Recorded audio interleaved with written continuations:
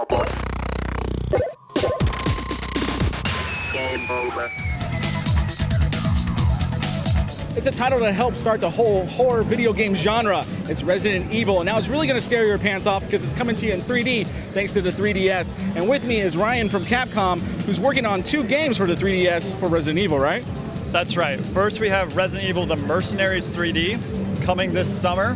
That's going to be more of an action-oriented, a little bit more fast-paced, cooperative game. And then we have Resident Evil Revelations, which, like you were saying, takes the franchise back to its roots, where it's all about survival horror and really scaring the user and ensuring that they have a more story-based and narrative-driven experience. Was that something you guys always kind of wanted to do, is kind of bring 3D into that, because it's such an integral part of survival horror? We actually almost look at it the other way. It's not so much of what can we do for 3D, but what 3D can do for us. When we have a survival horror game, it's all about ensuring that the player is feeling what the character would be feeling. And that's all about immersion and making sure that the visuals, the style, the gameplay is all as it would be in real life. The 3D really helps us out there, where those tactile, physical experiences that the player is having, the character's having the same experiences in reverse. And speaking of characters, with so many games, where does this fit in the storyline of Resident Evil?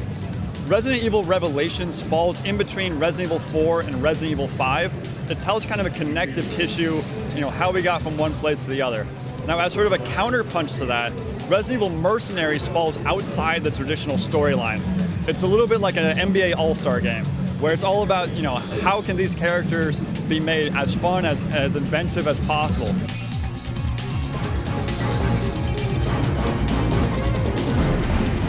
So look for Resident Evil Revelations and Resident Evil Mercenaries coming to your 3DS really soon.